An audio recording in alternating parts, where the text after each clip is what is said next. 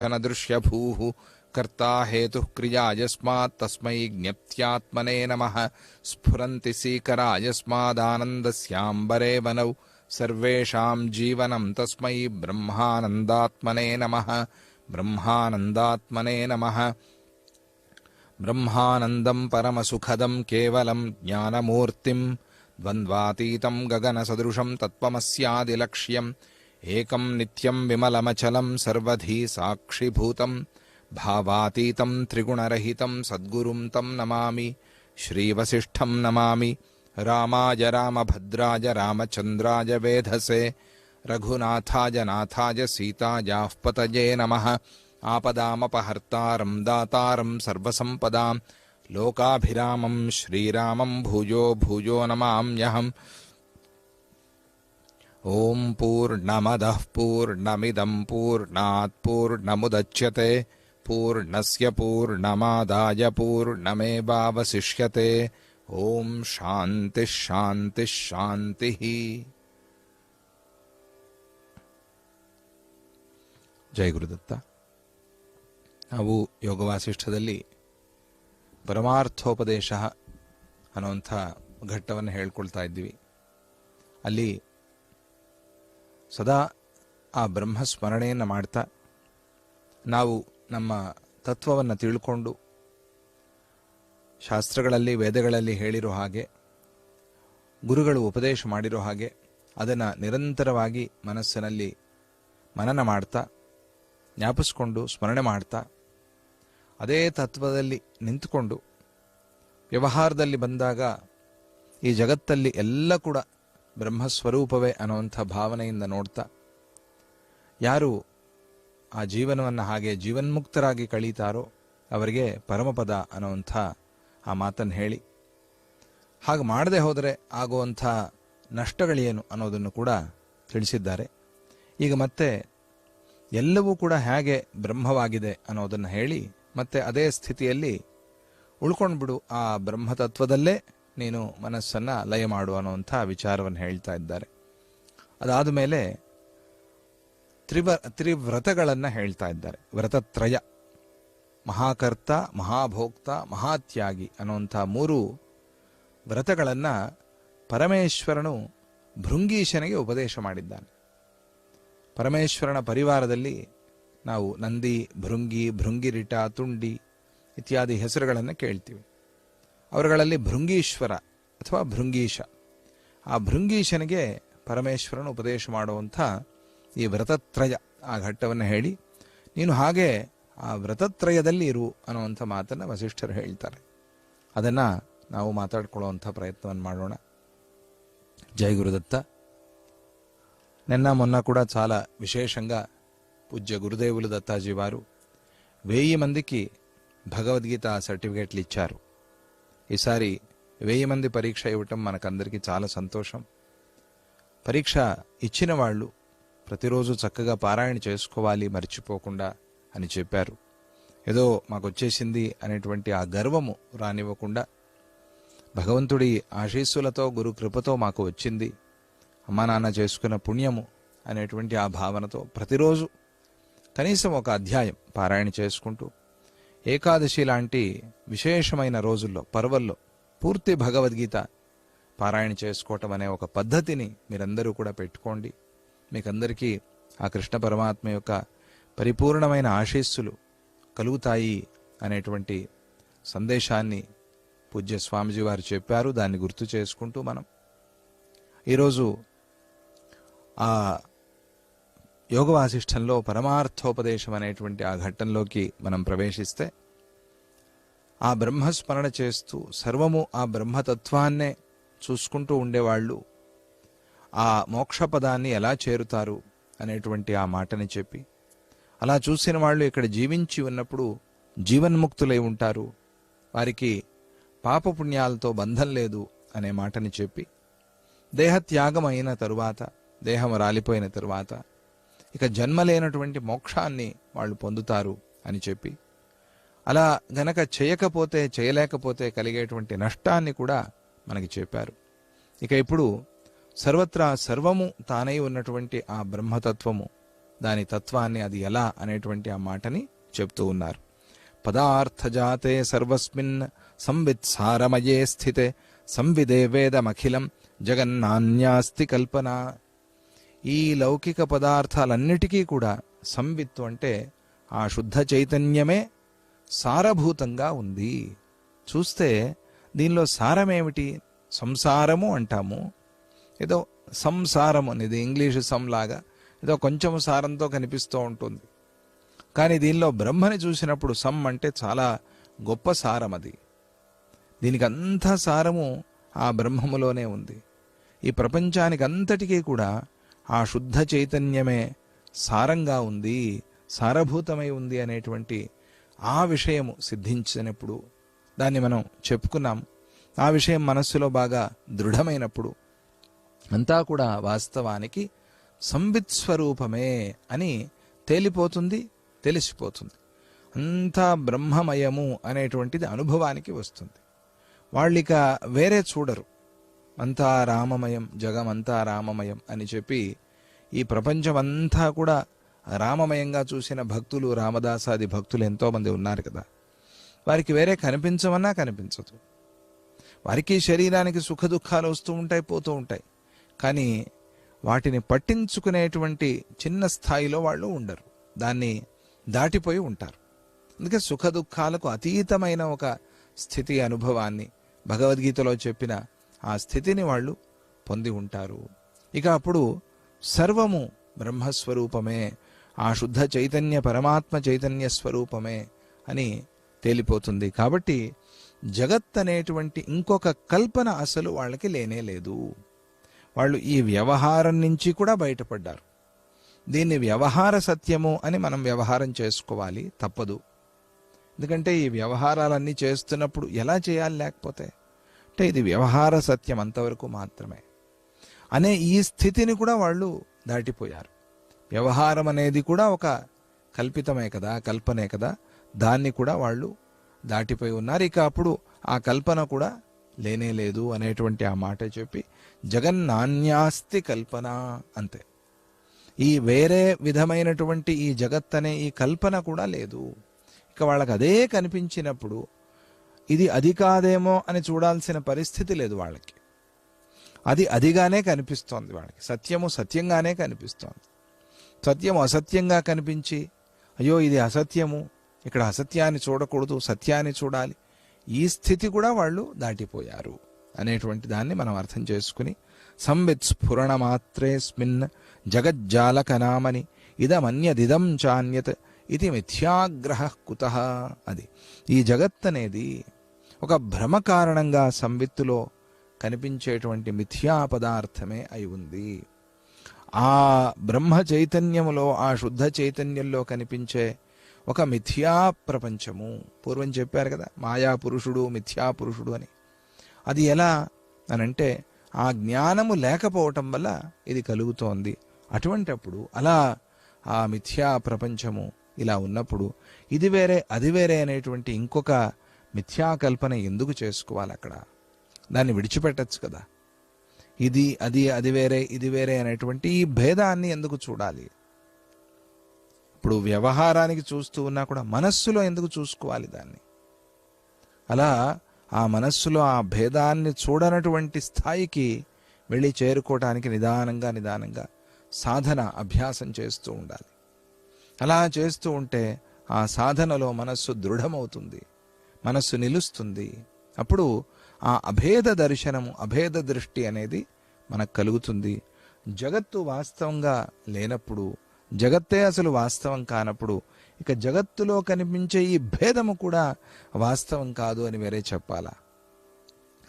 జగత్తే వ్యవహారము వాస్తవం కాదు అన్నప్పుడు ఇక ఈ జగత్తులో కనిపించే పదార్థాల గురించి ఎవరైనా అడుగుతారా?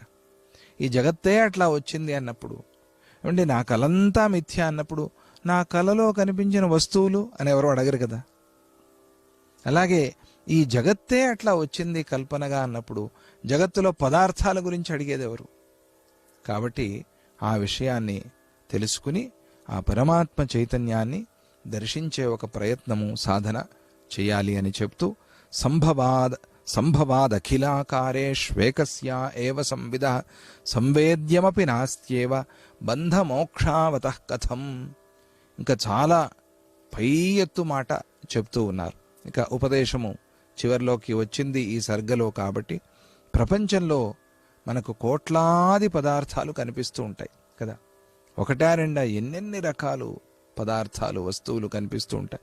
ఈ పదార్థాలన్నీ కూడా వాస్తవంగా ఉన్నాయి అని అంగీకరించే బదులుగా ఒకే ఒక్క ఆ సంవిత్తు మాత్రమే, ఆ శుద్ధ చైతన్యము మాత్రమే ఇది మన కలలోలాగా రకరకాల పదార్థాలు ఉన్నట్టుగా చూపిస్తోంది అని అంగీకరిస్తే సరిపోతుంది కదా. అది ఒక్కటే. మన కలలో ఏమీ లేకపోయినా అంతా చూస్తున్నాం. అది ఎట్లా? అది ఒకసారి ఆలోచించారా? దాన్ని బాగా ఆలోచిస్తే ఇదేమిటి, దీని తత్వం ఏమిటి మనకు అర్థమవుతుంది. అలా ఆ ఒకే ఒక ఆ చైతన్యము ఇన్ని కోట్లాది పదార్థాలు ఉన్నట్టుగా మనకి చూపెడుతోంది అని భావన చేస్తే చాలా చక్కగా ఉంటుంది కదా. యుక్తితో పరిశీలించేటప్పుడు ఏది చాలా తక్కువగా, లఘువుగా ఉంటుందో, చాలా తక్కువ సంఖ్యతో మనకి సిద్ధిస్తోందో దాన్ని తీసుకోండయ్యా అని చెప్పి శాస్త్రం చెప్తుంది మనకి. యుక్తితో ఒక 20 మంది 30 మంది పోగొవ్వాలి అంటే చాలా కష్టం. ఒకటితోనే పని అవుతోంది అంటే వాడితోనే చేయిస్తాం కదా. లేదా మనం ఒక్కళ్ళం ఉండి అది అయిపోతుందంటే మనమే చేస్తాం. ఇంకా 30 మంది రాలేదే అని మనం చూడం కదా. ఎక్కడైనా అంతే. చాలా సులభంగా పని అయిపోతూ ఉన్నప్పుడు దాంతోనే కార్యసిద్ధి చేసుకోవాలి కానీ ఏదో ఎక్కువ వస్తువులు కావాలి అనేటువంటి ఆ తాపత్రయంలో వెళ్ళకూడదు అని శాస్త్రం చెప్తుంది. ఎక్కడ చాలా లాఘవంగా, చాలా లఘువుగా మనకి కార్యసిద్ధి అవుతోందో అక్కడ ఆ ఒక్కదాన్నే తీసుకోవాలి. ఇప్పుడు కోట్లాది పదార్థాలు చూసి కోట్లాది పదార్థాలని గురించి తెలుసుకోవటం ఎవరి వల్ల కాదు. అన్నీ తెలిసిన వాడికైనా ఏదో తెలియకుండా ఉంటుంది కదా. ప్రపంచంలో అన్ని వస్తువులు అందరికీ తెలిసే అవకాశమే లేదు. ఎన్నెన్నో వస్తువులు విదేశాల్లో పుట్టి ఉంటాయి, వాటి గురించి మనకి ఇంకా తెలియదు. మనకెప్పుడో 2 ఏళ్ళు 3 ఏళ్లకో అప్పటికి వస్తుంది మనకి. చైనాలోట ఏవేవో జరుగుతూ ఉన్నాయి, చాలా డెవలప్మెంట్. అదంతా మనకి తెలియదు, మనం చూస్తూ ఉంటాం. ఎప్పటికో వస్తుంది మనకి. అలా ఆ ప్రకారంగా అన్ని పదార్థాల్ని అందరూ తెలుసుకోలేరు. మరి ఏం చేయాలి అని అంటే ఈ అన్ని పదార్థాల్ని చూపెడుతూ ఉండేటువంటి చైతన్యము, జ్ఞాన చైతన్యం ఏదైతే ఉందో దాన్ని గురించి తెలుసుకుంటే సరిపోతుంది కదా. అది లేకుండా ఇవేవి తెలియవు కదా మనకి. ఇది ఒక కొయ్య మొక్కలాగా ఉన్నామనుకోండి, చెక్క మొక్కలాగా ఉన్నామనుకోండి, అలా ఇది కొమాలో పడిపోయి అట్లా ఉన్నామనుకోండి, ఏం తెలియదుగా మనకి. ఏం పని చేస్తోంది? ఊరికే ఉన్నారంతే. అలా కావటం లేదు కదా. అన్నీ తెలుస్తూ ఉన్నాయి మనకి. దేనివల్ల అంటే ఆ చైతన్యం వల్ల. దాన్ని ఒక్కదాన్ని తెలుసుకుంటే సరిపోతుంది కదా అని శాస్త్రాలు మనకి చెప్తున్నాయి. ఈ ప్రకారంగా లౌకిక పదార్థాలు ఏవి కూడా వాస్తవంగా లేవు అని తేలిపోయినప్పుడు ఇక బంధమోక్షాలు ఎక్కడి నుంచి వస్తాయి? జగత్తులో ఉండే లౌకిక పదార్థాలు ఏవీ లేవు అని తేలిపోయిన తర్వాత బంధమే లేదు, ఇక బంధం లేదు కాబట్టి మోక్షం ఎక్కడి నుంచి వస్తుంది? మోక్షానికి ప్రయత్నం చేయాల్సిన అవసరమేముంది? కాబట్టి ఈ విషయాన్ని తెలుసుకుంటే ఇది జ్ఞానం. అందుకనే జ్ఞానంతో మనకి ముక్తి వస్తుంది. జ్ఞానాదేవై కైవల్యం అని చెప్పే మాట. అలాగే జ్ఞానాగ్ని సర్వ కర్మాణి భస్మసాత్ కురుతే తథా భగవంతుడు చెప్పాడు కదా. జ్ఞానాగ్ని అన్ని కర్మల్ని కాల్చేస్తుంది, ప్రారబ్ధ కర్మ కూడా కాలిపోతుంది. ఇక ప్రారబ్ధం లేకపోతే జన్మ ఎందుకు? జన్మ ఎలా వస్తుంది? జన్మే లేని స్థితికి జీవుడు వెళ్ళిపోతాడు. అది జ్ఞానము యొక్క శక్తి. అది జ్ఞానాగ్ని. జ్ఞానమనే అగ్ని. చిన్న ఒక నిపురవ్వ పెద్ద పత్తి రాశి మీద పడిన పత్తి రాశి అంతా కాలిపోతోంది. అలా ఎన్నెన్నో కోట్లాది జన్మల కర్మ జ్ఞానమనే ఈ అగ్ని, ఈ నిప్పురవ్వతో కాలిపోతోంది. అంత విశేషమైనది జ్ఞానం. కాబట్టి దీన్ని, ఈ బ్రహ్మతత్వాన్ని, ఈ పరమాత్మతత్వాన్ని తెలుసుకోవాలి. బంధించటానికి, బంధమోక్షాలు లేవని చెప్పారు కదా, దాన్నే చెప్తున్నారు. బంధించటానికి రెండవ పదార్థమే లేనప్పుడు, ఎందుకంటే ప్రకాశం అనేది పదార్థం కాదు, జ్ఞానప్రకాశం, అది చైతన్యం. అది జ్ఞానాన్ని ప్రకాశం, అది పదార్థం అనటానికి వీల్లేదు కదా. అదేదో ఒక మస్తిష్కం బుద్ధిలాగా ఒక పదార్థము అని చెప్పడానికి వీల్లేదు. జ్ఞానమే మనము, అంతే. ఆ జ్ఞానం వచ్చిన తర్వాత ఏమయ్యారు? రకరకాల పదవులు, పేర్లు వస్తున్నాయి. కానీ జ్ఞానమే మనమైపోయి ఉంటామంతే. జ్ఞానం ప్రత్యేకంగా ఉండదు. డాక్టర్ గారికి డాక్టర్ జ్ఞానం అనేది ప్రత్యేకంగా ఉండదుగా. ఉండండి కాస్త బీరువాలో పెట్టాను తీసుకొస్తాను అని ఎవరైనా చెప్తారా? వాళ్లే ఆ జ్ఞానమే వాళ్ళైపోయి ఉంటారు అంతే కదా. ఏమండి మీరు మాకు ట్రీట్మెంట్ ఇస్తారా అంటే ఉండండి సర్టిఫికేట్ లేదు ఇంట్లో పెట్టొచ్చారంటారా? ఆ సర్టిఫికేట్ దగ్గర ఉంటేనే నేను డాక్టర్ని అంటారు కదా. ఎందుకు? వాళ్లే జ్ఞానం అయిపోయారంతే. ఆ బ్రహ్మని తెలుసుకున్న వాళ్ళు బ్రహ్మే అయిపోయారంతే. బ్రహ్మవిద్ బ్రహ్మైవ భవతి అని ఒక మాట మనకి. అలా ఆ బ్రహ్మని తెలుసుకున్న తరువాత ఇక బంధము అనేది ఉండదు కదా. ఈ పదార్థాలన్నీ వ్యవహారంగా కూడా లేవు అని తెలిసిన తర్వాత ఆ బంధమే లేనప్పుడు ఇక విముక్తి అనేది ఎక్కడి నుంచి వస్తుంది? కనుక బంధము లేదు, విముక్తి కూడా లేదు. ఎందుకు అనంటే మనం ఎప్పుడు మోక్షస్వరూపమే అంతే. మోక్షం అంటే ఏమిటి? ఆనందం. మన అసలైన స్వరూపం ఏమిటి? ఆనందము.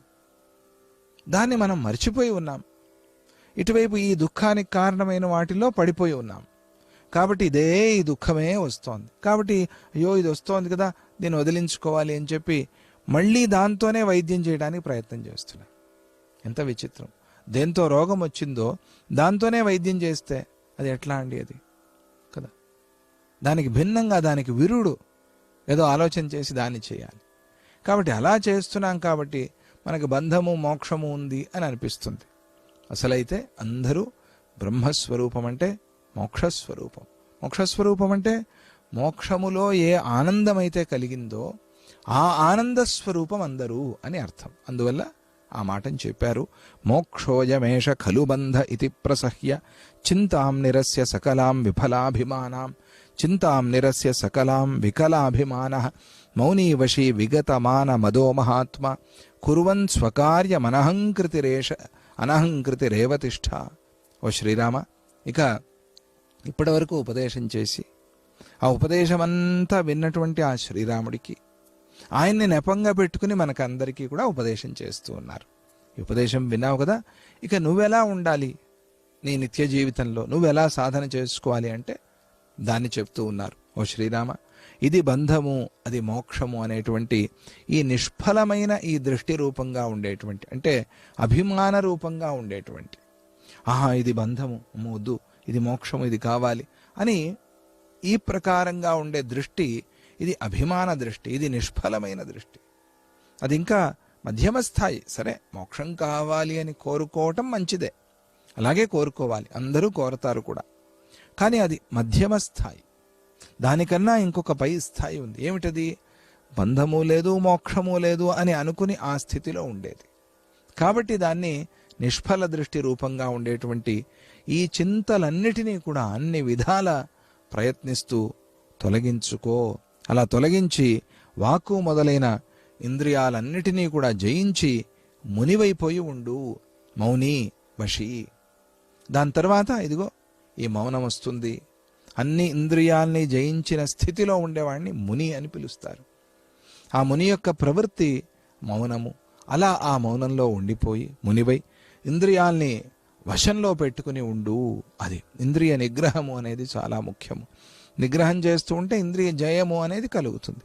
దాన్ని సాధిస్తూ దేహంలో ఆత్మాభిమానం వల్ల కలిగేటువంటి మదాన్ని గర్వాన్ని పూర్తిగా దూరం చేసుకో. దేహంలో ఆత్మాభిమానం వల్ల, దేహమే నేను అని అనుకోవటం వల్ల ఈ మదము ఈ గర్వము ఈ అహంకారం వస్తోంది.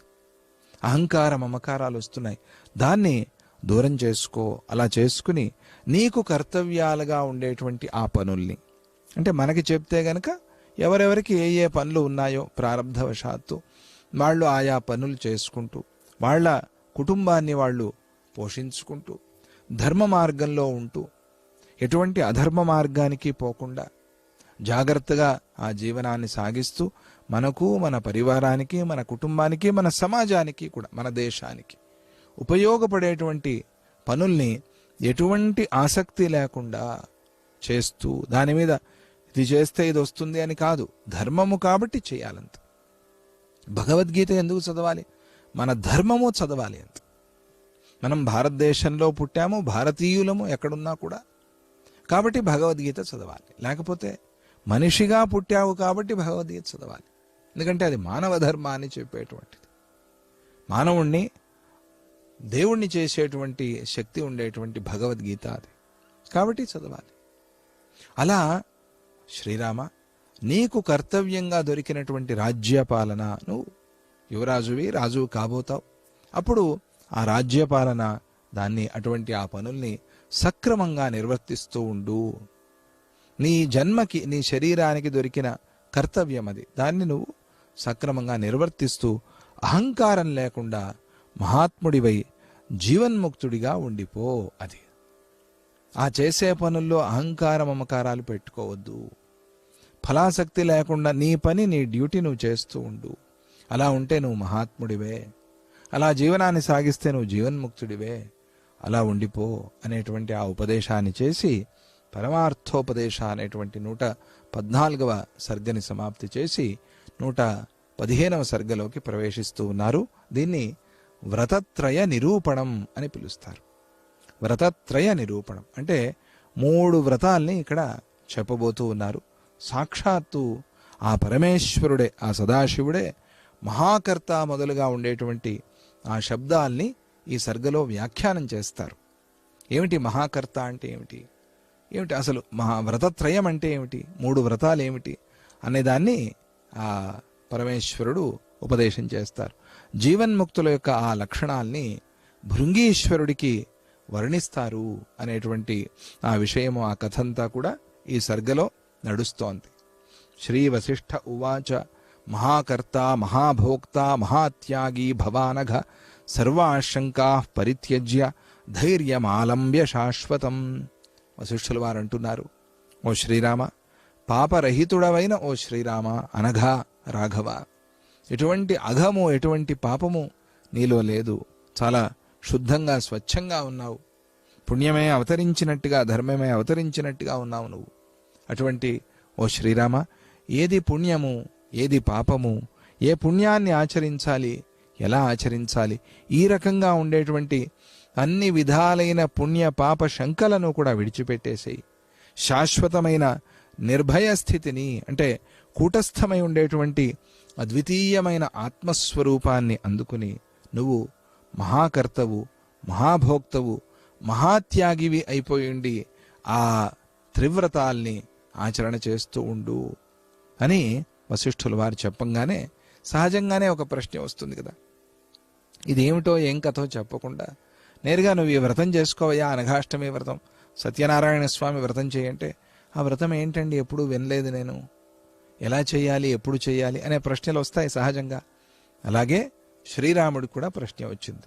శ్రీరామ ఉవాచ కిముచ్యతే మహాకర్త మహాత్యాగి కిముచ్యతే మహాభోక్త సమ్యక్ కథయ మే ప్రభో.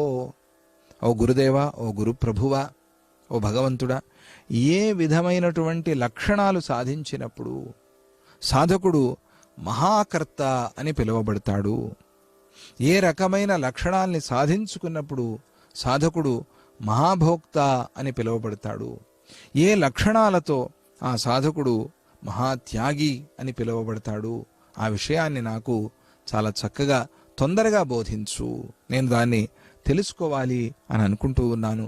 ఈ పదాల యొక్క అర్థమేమిటి, ఈ పదాలతో పిలువబడేటువంటి ఆ జీవుడి యొక్క లక్షణం ఏమిటి, ఏ ఏ లక్షణాలు ఉంటే ఇదిగో ఈ పేర్లతో సాధకుణ్ణి జీవుణ్ణి పిలుస్తూ ఉన్నారు లోకంలో శాస్త్రము. అటువంటి ఆ మాటను, అటువంటి ఆ విషయాన్ని నాకు తెలుపు అని ప్రార్థన చేశాడు శ్రీరాముడు. అప్పుడు శ్రీ వశిష్ఠ ఉవాచ ఏతద్వ్రతత్రయం రామ పురా చంద్రార్ధమౌలిన భృంగీషాయతు సంప్రోక్తం ఏనాసౌ విజ్వరస్థితః. వశిష్ఠుల వారు ఆ శ్రీరామ ప్రశ్నకు సమాధానం చెప్తూ ఇలా అంటున్నారు, ఓ శ్రీరామ, అర్ధచంద్రబింబాన్ని శిరోభూషణంగా ధరించినటువంటి ఆ చంద్రమౌళీశ్వరుడు నాడే, ఆయన పరమశివుడు, సదాశివుడు, ఆయన పూర్వము ఆ భృంగీశ్వరుడికి చెప్పినటువంటి ఈ 3 వ్రతాల్ని నేను నీకు ఇప్పుడు చెబుతాను. ఈ వ్రతాల్ని ఆచరించటం వల్ల భృంగీశ్వరుడు తాపత్రయాల నుంచి బయటపడి విగతజ్వర సమస్త దుఃఖాల్ని కూడా పోగొట్టుకుని, ఈ సంసార దుఃఖాల్ని పోగొట్టుకుని పరమశాంతిని పొందాడు. అటువంటి ఆ పరమేశ్వరుడు ఉపదేశం చేసినటువంటి వ్రతత్రయాన్ని గురించి నీకు చెప్తాను. ఆ 3 వ్రతాల గురించి నీకు చెప్తాను అని వశిష్ఠుల వారు ప్రతిజ్ఞ చేశారు. భగవద్గీతలో మనం వింటూ ఉంటాం, అమానిత్వం, అదంభిత్వం జ్ఞానాల్లో భగవంతుడు చెప్పాడు కదా. ఈ మొదలుగా ఉండేటువంటి ఈ సాధనాలు అభ్యాసం చేసేటువంటి ఆ స్థితిలో ఉండేటువంటి సాధకులకి మాత్రమే సాధనాలు అవుతూ ఉన్నాయి. ఇవి ఎవరికి సాధనాలు అంటే వాళ్ళు ఇంకా అభ్యాసం చేస్తున్నారు కాబట్టి వాళ్ళకి సాధన కదా. ఇప్పుడు మనకి ఏదైనా పైకి ఎక్కాలి అంటే నిచ్చెన వేసుకుని ఎక్కాలి, అది మనకి సాధనం. అదే పక్షి అక్కడికి వెళ్ళాలి అంటే నిచ్చెన ఎక్కి వెళ్ళదుగా, రెక్కలు ఉన్నాయి కాబట్టి ఎగిరిపోతుంది. దానికి నిచ్చెనతో అవసరం లేదు. ఆ ప్రకారంగా పక్షిలాగా పైకి ఎగిరిపోయే ఉండేటువంటి ఆ జీవుడికి ఈ సాధనాలు అవసరం లేదు. కానీ ఇంకా అభ్యాసం చేస్తూనే ఉన్నారనుకోండి, ఇంకా పరీక్షలు కాలే, పుస్తకం కావాలి, చూసి చదువుకోవాలి కదా. పరీక్షలు వస్తాయి రేపు, ఏమేం ప్రశ్నలు వస్తాయో. సరే, పరీక్షలు అయిన తర్వాత అది 5వ తరగతి అయిపోయిన వాళ్ళు 6వ తరగతికి వెళ్ళేటప్పుడు ఆ 5వ తరగతి పిల్లలకి పుస్తకాలు ఇచ్చేసినట్టుగా ఇచ్చేయచ్చు, అయిపోయింది కాబట్టి సాధన. కానీ ఆ సాధన అయ్యేంతవరకు దాన్ని పట్టుకోవాలిగా మనకి. కాబట్టి ఎవరైతే ఆ స్థాయిలో ఉండి ఇంకా సాధన చేస్తూ ఉన్నారో వాళ్ళకు అవన్నీ కూడా సాధనాలు. సాధన చేసే ఆ దశను దాటేసి ఉండేటువంటి ఆ జీవన్ముక్తులకి అవి లక్షణాలు అయిపోతాయి. అంటే అది స్వభావం అయిపోతుంది. వాళ్ళ స్వభావం ఏమిటి? అమానిత్వం, అదంభిత్వం అనేది వాళ్ళ స్వభావం. వాళ్ళకి అహంకార మమకారాలు లేవు. నేనే గొప్ప అనేటువంటి ఆ దంభము, గర్వము వాళ్ళకి లేదు. అలా వాళ్ళు సహజంగా ఆ స్వభావంలో ఉండిపోతూ ఉన్నారు. అది లేనప్పుడు ఇంకా సాధన చేస్తున్నప్పుడు దాన్ని సంపాదించుకుంటూ ఉన్నారు, కొద్ది కొద్దిగా సంపాదిస్తూ ఉన్నారు కదా. ఆ ప్రకారంగా దాన్ని సాధించిన వాళ్ళకి అది స్వభావం అయిపోతుంది అని భాష్యకారులు స్పష్టంగా చెప్పారు. అదే ప్రకారంగా ఇక్కడ చెబుతూ ఉండేటువంటి ఈ 3 వ్రతాలు కూడా, ఈ వ్రతత్రయం కూడా సాధనా కాలంలోనే వ్రతాలుగా ఉంటాయి, కర్తవ్యాలుగా ఉంటాయి. సాధన పరిపక్వం అయిపోయిన తరువాత ఫలితము లభించేటువంటి ఆ స్థితిలో అవి లక్షణాలైపోతాయి. అది సాధనాలే లక్షణాలైపోతూ ఉన్నాయి. అంటే ఇప్పుడు మనం ధ్యానము అనే ఒక కర్మ చేస్తున్నాము అని కూర్చుంటాం, లేదా పూజ అనే ఒక కర్మ చేస్తున్నాము అని కూర్చుంటాం. పూజ చేస్తూ ఉన్నప్పుడు లేదా చేసేసిన తర్వాత మనమే పూజ అయిపోయాం, ఆ ధ్యానమే మనం అయిపోయాం. ధ్యానంలో కలిసిపోయాం. నేను ధ్యానం చేస్తున్నాను అని అనుకుంటే ధ్యానం కాదుగా అది కదా. అర్థమైందా? ఆ ప్రకారంగా సాధన చేసేటప్పుడే అవి సాధనాలు, సాధన అయిన తర్వాత అది స్వభావం, అది లక్షణం అయిపోతుంది. ఆ ప్రకారంగా దీన్ని అర్థం చేసుకోవాలి. ఇక్కడ భృంగీశ్వరుడికి ఉపదేశం చేశారు అని అన్నారు కదా. ఎక్కడ జరిగింది అది అని అంటే దాన్ని చెప్తున్నారు. సుమేరా ఉత్తరే శృంగే పూర్వం శశికళాధర అతిష్ఠదగ్ని సంకాశే సమగ్ర పరివారవాన్. మేరు పర్వతానికి ఉత్తరం వైపు ఉండేటువంటి ఆ ఉత్తరీయ ఆ శిఖరం మీద, అగ్నిజ్వాలలాగా ప్రకాశిస్తూ ఉండేటువంటి ఆ శిఖరం మీద శంకరుడు పరివార సమేతంగా నివాసం ఉంటూ ఉన్నాడు. అప్పుడు ఆ సమయంలో జరిగింది. ఎక్కడ? మేరు పర్వతం మీద ఉత్తర తీరంలో. ఎక్కడుందది? కైలాసం అంటున్నాగా, కైలాస మానస్ సరోవర్ అక్కడే ఉత్తర తీరంలో. అక్కడ చాలా విశేషంగా వింతగా ఎవరైనా వెళ్ళి ఉంటే కైలాస మానస్ సరోవరానికి తెలుస్తుంది. ఆ ప్రొద్దున పూట కనిపించే కైలాస శిఖరం వేరే, మధ్యాహ్నం కనిపించే కైలాస శిఖరం వేరేగా ఉంటుంది. దాని శోభ, దాని కళ. సాయంత్రం కనిపించే ఆ సూర్యాస్తంలో కనిపించే ఆ కైలాసము, దాని శోభ అది వేరే. అలా ఆయా సూర్యరశ్మి కిరణాన్ని బట్టి పూర్ణిమ రోజు మేము అక్కడే ఉన్నాం 2005లో. ఆ పూర్ణిమ రోజు అక్కడ ఉంటే ఆ పూర్ణిమ చంద్రుడి వెన్నెల పడ్డప్పుడు ఆ కైలాసం కనిపించే దాని కళ, దాని శోభ అది వేరే, వర్ణనాతీతం, మాటల్లో చెప్పలేం. అటువంటి ఆ కైలాసంలో ఉత్తర శిఖరంలో, పూర్తి కైలాసం పర్వతం, అందులో ఉండే ఉత్తరీయమైన ఆ శిఖరంలో ఆయన అగ్నిజ్వాలలాగా ప్రకాశిస్తూ ఉండేటువంటి శిఖరం ఉంటుంది. అక్కడ ఆ పరమేశ్వరుడు సపరివారంగా నివాసం ఉన్నాడు. తమ పృచ్ఛన్ మహాతేజా తను విజ్ఞానవాన్ స్థిత తత్వం జిజ్ఞాసురాదరాత్ భృంగీష ప్రణతో రామ బద్ధాంజలి రుమాపతిం. ఓ శ్రీరామ, అల్పజ్ఞానము లేదా కొద్దిపాటి ఆత్మజ్ఞానము మాత్రమే ఉండేటువంటి వాడు, మహాతేజస్వి అయిన భృంగీశ్వరుడు ఆ పరమేశ్వరుడికి అక్కడ ఆ కైలాస శిఖరం మీద సాష్టాంగ నమస్కారం చేసి చేతులతో అంజలి ఘటించి ఓ పరమేశ్వర అని ప్రార్థన చేసి ఆ ఉమాపతి అయినటువంటి ఆ పరమేశ్వరుణ్ణి సదాశివుణ్ణి అడిగాడు. ఆ భృంగీశ్వరుడికి పరమాత్మతత్వం తెలుసుకోవాలి అనేటువంటి కోరిక చాలా ఉంది. తత్వం జిజ్ఞాసు రాదరాత్, తత్వాన్ని తెలుసుకోవాలి అనే జిజ్ఞాస ఉంది కనుక చాలా భక్తిగా చాలా ప్రేమగా నమస్కారం చేసి తద్విద్ధి ప్రణిపాతేన పరిప్రశ్నేన సేవయా ఉపదేక్ష్యంతి తే జ్ఞానం జ్ఞానినః తత్వదర్శినః చెప్పారు కదా. ఎలా అడగాలో గురువుల్ని మనకు భగవద్గీతలో భగవంతుడు చెప్పాడు. ప్రణిపాతేన సాష్టాంగ నమస్కారం చేసి నీ గౌరవ మర్యాదలు తెలిపి భక్తిగా, పరిప్రశ్నేన చక్కగా అడగాలి, మంచి మాటలతో, అహంకారంగా అడగటం కాదు, మంచి మాటలతో అడగాలి. నాకు తెలుసు మీరు కూడా చెప్పండి అనకూడదు. గురుదేవా నాకు తెలియదు దయచేసి తెలపండి అని మంచి మాటలతో మంచి ప్రశ్న వేయాలి గురువుల్ని. సేవయా, అలాగే వారు చెప్పిన సేవ చేసుకోవాలి లేదా గురు సేవ చేసుకోవాలి. అలా చేసి అడిగినప్పుడు అది మనకి అర్థమవుతుంది. భృంగీశ్వరుడు, ఆ భృంగీశ్వరుణ్ణి మహాతేజస్వి అని అన్నారు. అలాగే తను విజ్ఞానవాన్, ఆయనకి ఇదేమిటి ఆశ్చర్యం, ఆయన భృంగీశ్వరుడు కైలాసంలో శివుడితో పాటుగా ఉన్నాడు, ఆయన తను విజ్ఞానవాన్, కొంచెం మాత్రమే ఆత్మజ్ఞానం కలిగిన వాడు అని అంటున్నారే. అని అంటే ఆత్మజ్ఞానం కలిగింది, ఆ కలగటం వల్లనే ఆయన చేసుకున్న ఆ పుణ్యానికి, ఆయన చేసుకున్న ఆ శివ భావనకు ఆయనకి సాలోక్యం దొరికింది. అంటే ఒకే లోకంలో నివాసం ఉండటం అనే ఒక సిద్ధి కలిగింది.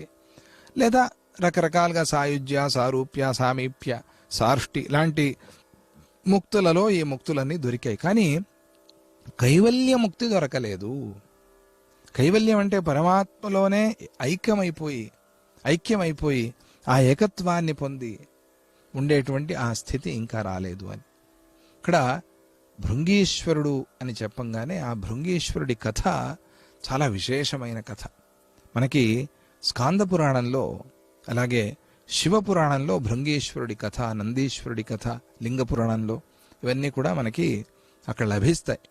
ఈ శివ పరివార కథలన్నీ కూడా చాలా మంచి చక్కటి కథలు. అవన్నీ కూడా అందరూ చదువుకోవాలి, పిల్లలకు కూడా చెప్పాలి. దేవాలయాల్లో మనము ఆ పరమేశ్వరుడి చుట్టూ ఈ పరివారాలన్నీ కూడా చూస్తూ ఉంటాం మనం. అక్కడ భృంగీశ్వరుడు కూడా ఉంటాడు. ఎలా ఉంటాడు? 3 కాళ్లతో ఉంటాడు. ఇదేంటి 3 కాళ్ల మనిషి? 3 కాళ్ల మనిషి అంటే ఇప్పుడు ఈ కాలంలో 3 కాళ్ల మనిషి అంటే నడవలేని వాళ్ళు కర్ర పట్టుకుంటే 3 కాళ్ల మనిషి అని అంటారు. చాలా చమత్కారంగా, నాకు 3వ కాలు వచ్చేసిందండి అని అంటారు. అలా ఈయనకి 3 కాళ్ళు, నిజంగానే 3 కాళ్ళు ఉన్నాయి భృంగీశ్వరుడికి. ఆయన మనం అక్కడ చూస్తాం, ఆ విగ్రహాల్లో అలాగే చెక్కి ఉంటారు. ఆయన ఏదో కర్ర పట్టుకున్నాడు కాదు, 2 కాళ్ళు, 3వ కాలు కూడా ఆయనకు ఉంటుంది. 3 కాళ్లతో నడుస్తూ ఉంటాడు. ఇదేంటిది విచిత్రం, ఎలా వచ్చాయి నీకు 3 కాళ్ళు? మీరు చూసే ఉంటారు తమిళనాడులో. ఎలా వచ్చాయి అని అంటే భృంగీశ్వరుడు, భృంగి అనేవాడు ఒక మహర్షి. ఆయన చాలా విశేషంగా సాధన, శివభక్తితో తపస్సు చేశాడు, శివుని గురించి తపస్సు చేశాడు. ఎట్లా ఉండేది ఆయన భక్తి అంటే శివుడొక్కడే తప్ప ఇంకెవ్వరూ దేవుళ్ళు కారు అనేటువంటి మనస్సు ఆయనకి. అలా ఉండకూడదు. నీకు ఒకళ్ళ మీదే భక్తి, అనన్య భక్తి పెట్టుకో వద్దల్లా. కానీ దేవతలందరూ ఉన్నారు, వాళ్ళ మీద కూడా గౌరవం, మర్యాద, భక్తి ఉండాలి. వాళ్ళు వస్తే నేను అసలు పట్టించుకోను, వాళ్ళంతా అసలు దేవతలే కాదు అన్నట్టుగా ఉండకూడదు. ఇప్పుడు నువ్వు ఎవరినో ఆహ్వానం చేశావు, పెద్దల్ని, వాళ్ళు వచ్చారు, వాళ్ళతో పాటు ఇంకోళ్ళు ఎవరో పెద్దలు వస్తే వాళ్ళని కూడా గౌరవించాలి, మర్యాద చేయాలి కదా. మిమ్మల్ని ఎవరు పిలిచారండి, మీరెందుకు వచ్చారండి అని అంటే ఆ పిలిచిన పెద్ద ఆయనే ఈయన్ని తీసుకొచ్చాడు. ఆయన అవమానపరిస్తే ఈయన అవమానపరిచినట్టే, ఈయన వెళ్ళిపోతాడు.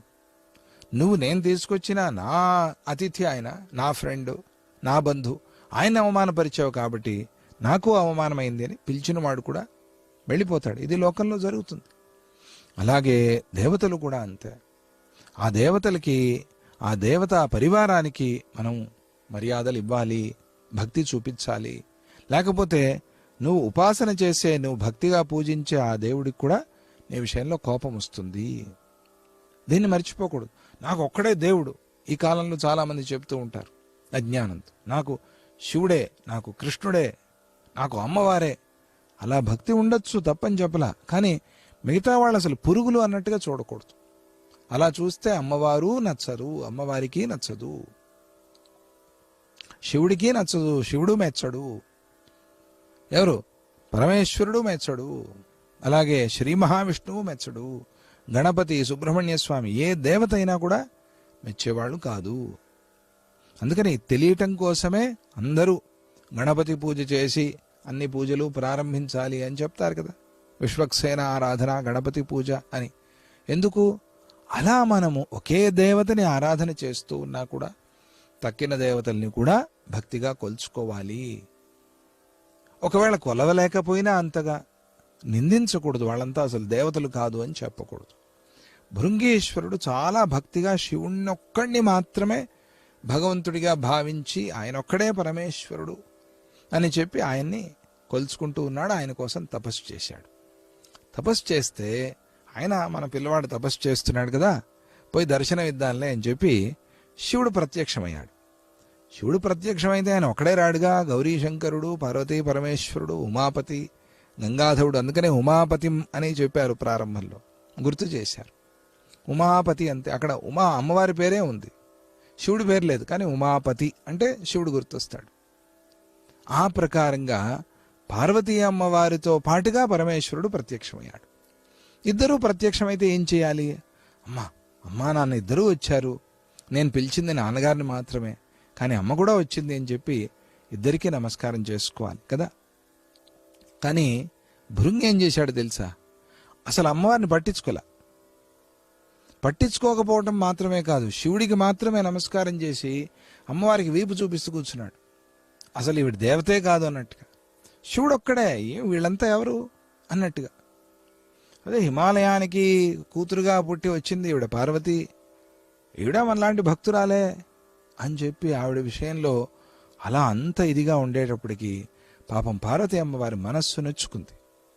ఇంత ప్రేమగా పిల్లవాడిని చూద్దామని వస్తే అసలు వీడు పట్టించుకోకుండా, అసలు ఒక నమస్కారము లేదు, అమ్మా బాగున్నావా అమ్మ, అది కూడా లేదు అసలు కనీసం.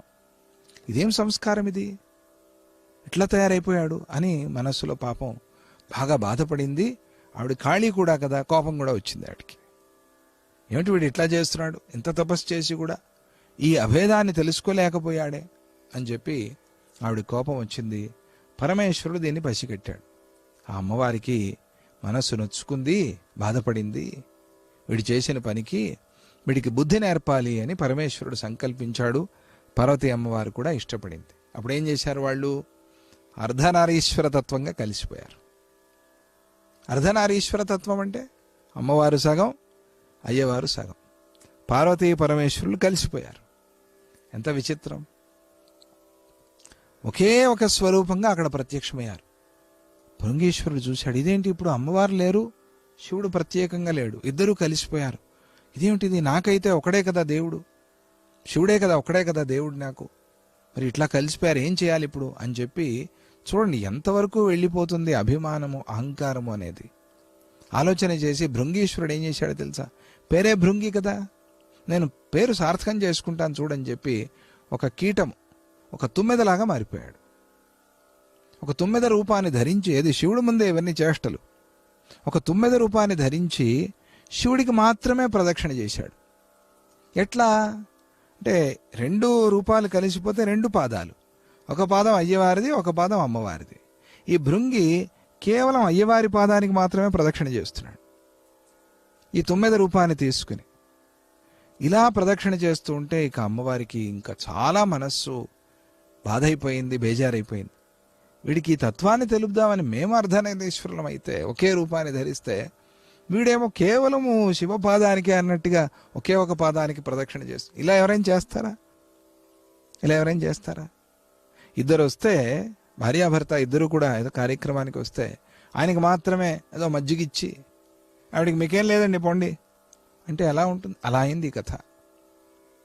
ఆవిడప్పుడు వీడికి ఇంకా లాభం లేదు, బుద్ధి నేర్పాల్సిందే అని చెప్పేసి వాళ్ళలో ఉండేటువంటి శక్తి, వాళ్ళలో ఉండే రక్తము, వాళ్ళలో ఉండే మాంసం మొత్తం అంతా లాగేసింది శక్తం. ఆవిడ మాంసనిష్ఠ, మజ్జా సంస్థ, అస్థి నిలయ, ఇవన్నీ పేర్లు ఉన్నాయి కాబట్టి మొత్తం అంతా లాగేసింది. ఇక ఆ తుమ్మెదగా మారిపోయి ఉండేటువంటి వాడు ఇంక భరించలేక, తిరగలేక, ఏం తిరుగుతావు చూస్తాను రా, ఇక తిరగలేక కూలబడిపోయాడు. మళ్ళీ ఆ భృంగి శరీరము, మనుష్య శరీరం వచ్చేసింది. ఇవన్నీ లాగేసిందిగా, ఇక లేవలేకపోతూ ఉంటే అప్పుడు శివుడు పాపం లేచి నిలబడేటట్టుగానే చేయాలి అని చెప్పి 2 కాళ్ళ మీద నిలబడలేకపోతున్నాడు అని 3వ కాలు ఇచ్చాడు.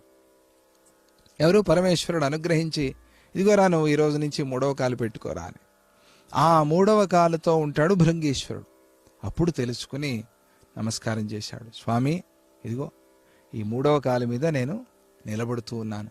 వాళ్ళిద్దరూ ఏమో 2 పాదాలు ఒకటే, 2 రూపాలు కాదు, 2 పాదాలు ఉన్నంత మాత్రం 2 రూపాలు కావు, ఒకే రూపము అని తెలుపుతూ, ఆ తత్వాన్ని ఆ భృంగికి తెలుపుతూ ఆ 3వ కాలు ఇచ్చి, ఇదిగో ఇది శాశ్వతంగా లోకంలో గుర్తుండాలి, కాబట్టి నువ్వెప్పుడు ఇలాగే 3 కాళ్లతో ఉండాలి అని చెప్పి శాసించాడు పరమేశ్వరుడు. తప్పయిందని ప్రార్థన చేశాడు భృంగీశ్వరుడు. అలాగే నాయన, ఇక మీద జాగ్రత్తగా ఉండు. అందరికీ దీనివల్ల, ఈ కథ వల్ల తెలియాలి, అమ్మవారికి అయ్యవారికి భేదాన్ని చూడకూడదు. అలాగే దేవతల విషయంలో వీరు తక్కువ వారు పెద్ద అనేటువంటి ఆ భావాన్ని చేయకూడదు, చాలా తప్పది. ఇది అందరికీ తెలియాలి కాబట్టి ఈ కథ అంతా కూడా జరిగింది అని చెప్పారు. మనం చూస్తాం ఈ రోజుకి తమిళనాడులో అక్కడక్కడ దేవస్థానాల్లో 3 కాళ్లతో ఒకతను నిలబడి ఉంటాడు అక్కడ.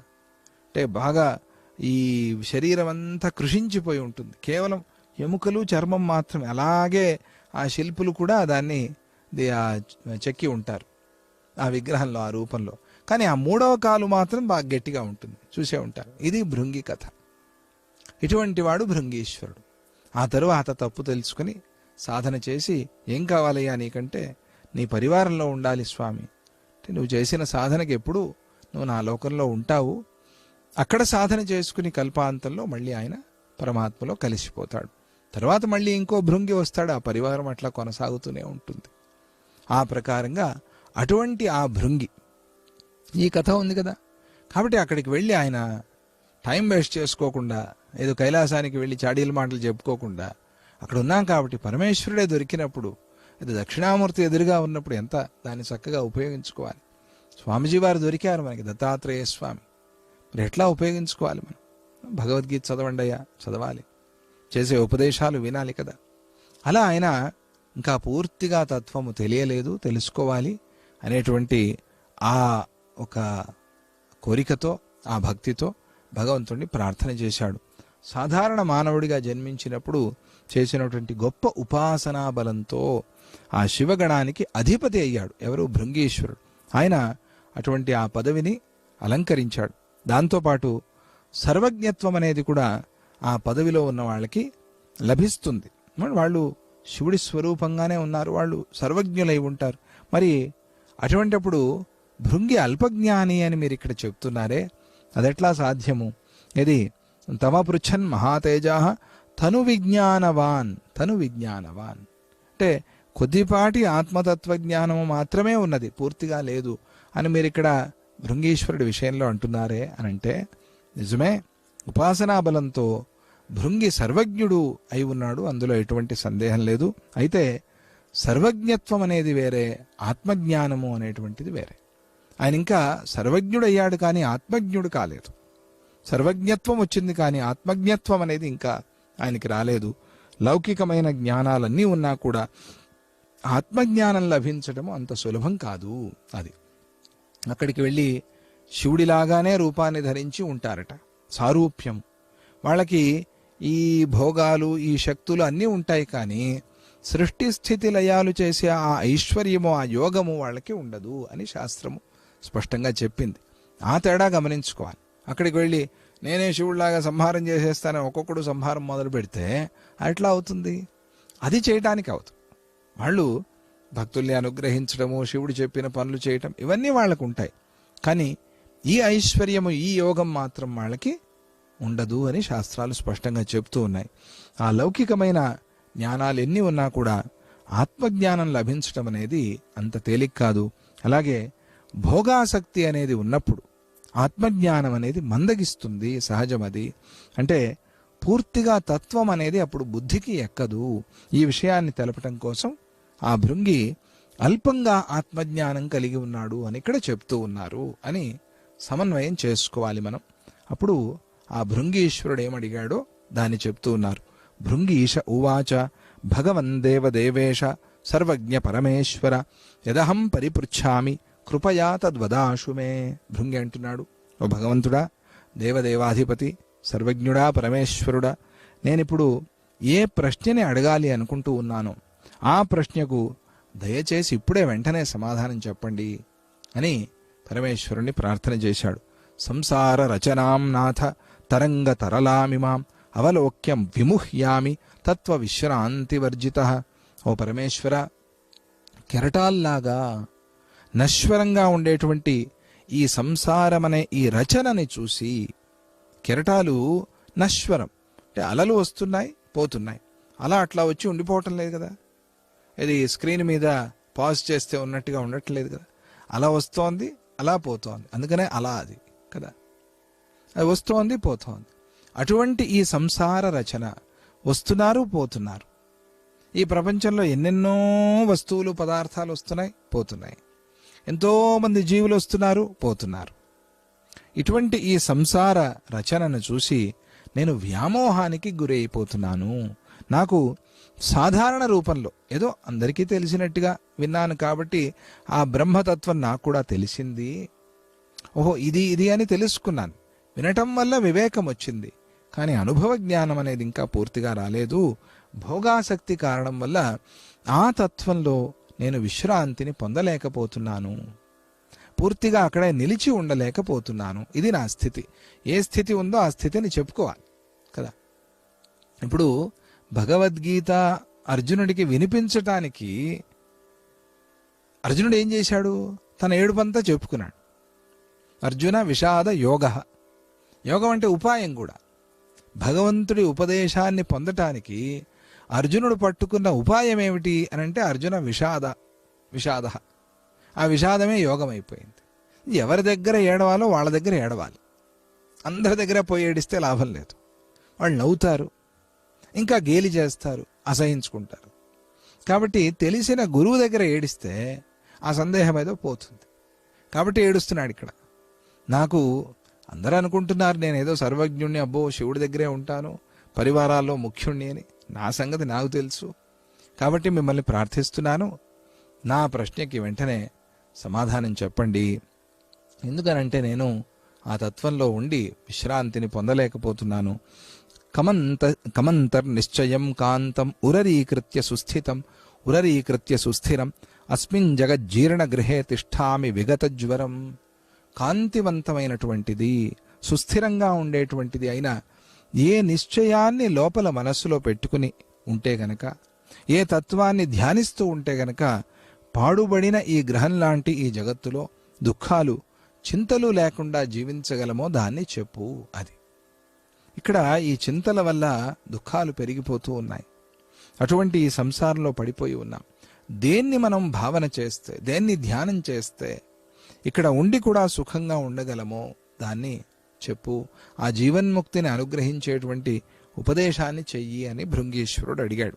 అడిగితే అప్పుడు ఈశ్వర ఉవాచ సర్వాశంకా పరిత్యజ్య ధైర్యమాలంబ్య శాశ్వతం మహాభోక్త మహాకర్త మహాత్యాగి భవానఘ. ఈశ్వరుడు పరమేశ్వరుడు అంటున్నాడు, పాపాలు లేనటువంటి ఓ భృంగీశ్వర, అన్ని సందేహాల్ని విడిచిపెట్టి శాశ్వతమైన ధైర్యాన్ని అంటే వినాశనము లేనటువంటి నిర్భయమైన ఆత్మభావాన్ని పట్టుకుని దాన్ని అవలంబించి మహాకర్త మహాభోక్తగా మహాత్యాగిగా నువ్వు ఉండిపో అది అని పరమేశ్వరుడు ఇంతకుముందు వశిష్ఠుల వారు చెప్పినట్టుగా పరిచయం చేశాడు ఆ వ్రతత్రయాన్ని, ఆ 3 వ్రతాలు. అప్పుడు భృంగీశ్వరుడు భృంగీష ఉవాచ కిముచ్యతే మహాకర్త మహాభోక్త కిముచ్యతే మహాత్యాగి సమ్యక్ కథయ మే ప్రభో. ఓ పరమేశ్వర, ఓ ప్రభువ, మహాకర్త మహాభోక్త మహాత్యాగి అని నువ్వు చెప్పావు కదా, ఇవి ఈ శబ్దాలతో నువ్వు ఏం చెప్పదలిచావు, నువ్వు దేని గురించి చెప్తూ ఉన్నావు, దాన్ని నాకు పూర్తిగా వివరించి చెప్పు.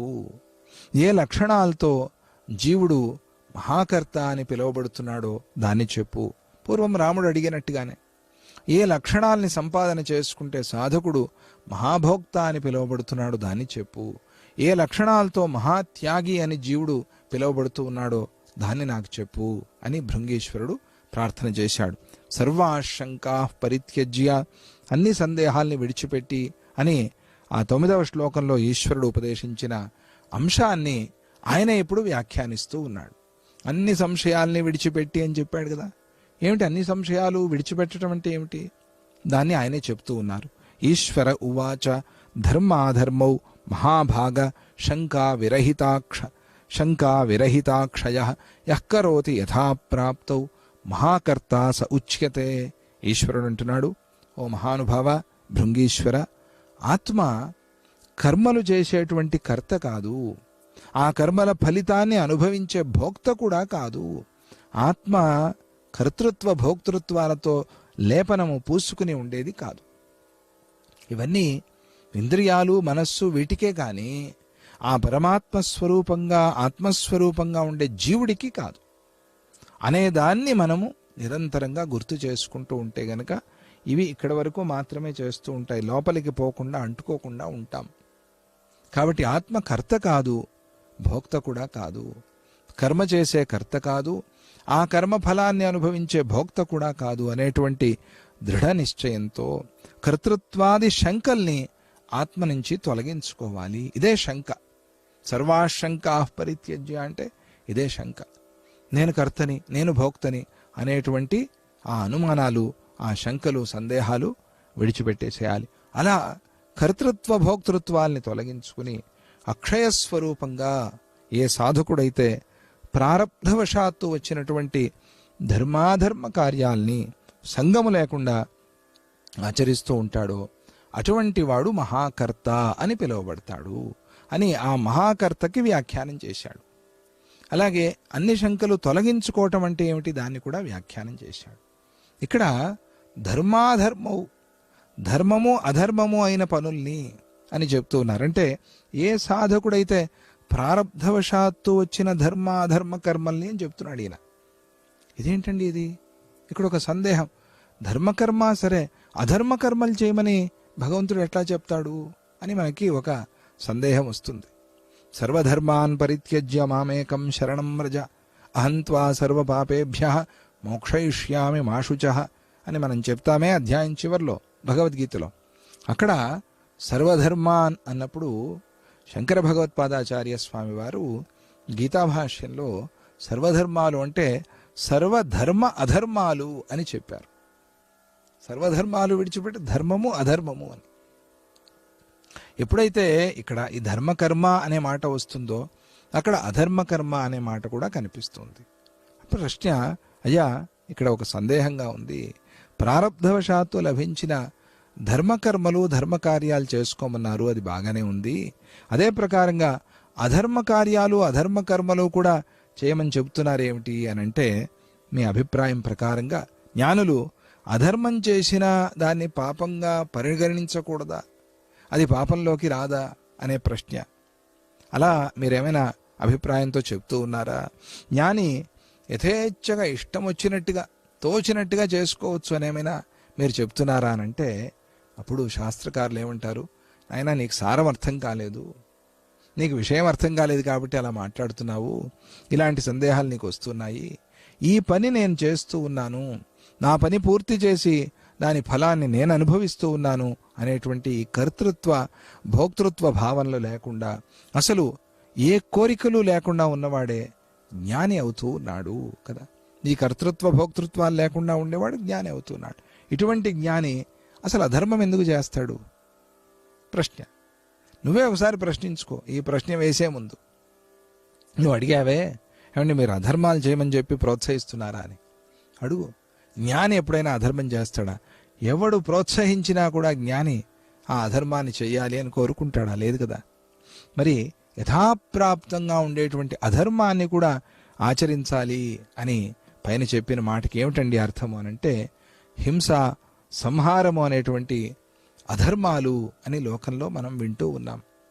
ఈ అధర్మాల గురించి అయ్యో హింస అధర్మము, సంహారము అధర్మము అనేటువంటి ఈ లోక వేదాల్లో ప్రసిద్ధంగా ఉండేటువంటి ఈ అధర్మ కార్యాలు యుద్ధం మొదలైన సందర్భాల్లో అనివార్యంగా తప్పదు కాబట్టి ఇక సంహారం చేయాలి, హింస చేయాల్సి వస్తుంది. కర్తృత్వ భోక్తృత్వ భావనలు విడిచిపెట్టి ఆ పని గనక చేస్తే ఆ హింస అది హింస కాదు, లోకంలో అధర్మంగా కనిపిస్తూ ఉన్నా కూడా అది హింస కాదు అనేటువంటి మాటని చెప్పడం కోసం నీకు ప్రారబ్ధవశాత్తు లభించిన ధర్మకర్మ అధర్మకర్మని కూడా ఆచరిస్తూ, లోకంలో అది అధర్మం అనిపించవచ్చు కానీ తప్పదు, కానీ తప్పదు. ఇప్పుడు ట్రీట్మెంట్ చేసే డాక్టర్ని చూసి చాలా దగ్గర వాళ్ళు ఫ్రెండ్స్ వెళ్తారు, వాడికి ఏదో ట్రీట్మెంట్ ఉంది, కాలు విరిగింది అంటే ఆ కాలు సరిచేస్తూ కొంచెం ఇలా అంటే అని అరుస్తాడు. అప్పుడు ఆ డాక్టర్ నీ ఫ్రెండ్ తిట్టుకుంటాడు, చిన్నవాడు, ఎంత హింసిస్తున్నాడో నా ఫ్రెండ్ని. హింస సరిచేయటం కోసం, హింసలాగా బయటకు కనిపించినా కూడా అది హింస కాదు. అలా ఎందుకంటే ధర్మహింస తథైవచ, ఇది అహింస పరమోధర్మ ధర్మహింస తథైవచ. అహింస అనేది పరమధర్మము, కానీ ఏదైతే ధర్మము కోసం ధర్మహింస అది. ఇప్పుడు అక్కడ ఆ జవాను ఆ సైనికుడు నిలబడి యుద్ధం చేస్తున్నాడు దేశం కోసం అని అంటే అది తన ధర్మాన్ని తన కర్తవ్యాన్ని తాను పరిపాలిస్తున్నాడు. అక్కడ లేకపోతే దేశం అంతా మునిగిపోతూ వచ్చేస్తారు వాళ్ళంతా టెర్రరిస్టులు. కాబట్టి వీళ్ళు అక్కడ ఉండి కాపాడుతున్నాడు. అప్పుడు ఆ సందర్భంలో ఆ వచ్చిన టెర్రరిస్టులను కొట్టాల్సి వస్తుంది, చంపాల్సి వస్తుంది. అది ధర్మహింస. దాంతో వాళ్ళకి పాపం లేదు. అయ్యో అక్కడిని చంపేశానే, పాపం లేదు. అక్కడ ఉరి తీయటానికి ఒక అతన్ని పెట్టి ఉంటారు, అతని పని అది. అయ్యో నేను ఉరి తీసేశాను, ఈ పాపం నాకు వచ్చింది, రాదు. ఈ కథ కూడా మనకు పురాణాల్లో కనిపిస్తుంది. ఎందుకు? తన కర్తవ్యం తాను చేస్తున్నాడు. అలా ఆ ప్రకారంగా కసాయివాడు అక్కడ కసాయివాడు కాదు, వాడి పని వాడు చేస్తున్నాడు. కోర్టు అక్కడ పెట్టింది, నువ్వు ఆ పని చేయరా అని. వాడికి ఆ పాపం వస్తుందా? రాదు. ఆ ప్రకారంగా కర్తృత్వ భోక్తృత్వ భావనలు విడిచిపెట్టి ఆ పని చేస్తే అసలు ఆ హింస హింసయే కాదు అని చెప్పి పరమేశ్వరుడి అభిప్రాయం. భగవద్గీతలో కూడా శ్రీకృష్ణ పరమాత్మ అర్జునుడికి ఉపదేశం చేస్తూ హత్వాపి సైమాల్లోకాన్ నహంతి ననిబధ్యతే. హత్వాపి సైమాల్లోకాన్, ఇటువంటి భావన ఉండేటువంటి ఆ జ్ఞాని, సమత్వ భావనతో కర్తృత్వ భోక్తృత్వాల్ని విడిచిపెట్టి ఉండేటువంటి ఆ జ్ఞాని ప్రారబ్ధవశాత్తు ఏదో ఆ పని అట్లా వచ్చింది. లోకం మొత్తాన్ని సంహారం చేసినా కూడా సంహారకారకుడు పరమేశ్వరుడు ప్రళయకాలంలో మొత్తం సంహారం చేస్తున్నాడు. ఆయనకు పాపం వచ్చిందా? రాదు కదా. ఇంద్రుడు దేవకార్యం కోసం ఏవేవో రూపాలు ధరించి వచ్చి మాయ చేశాడు, ఆయనకి పాపం వచ్చిందా? రాలేదు.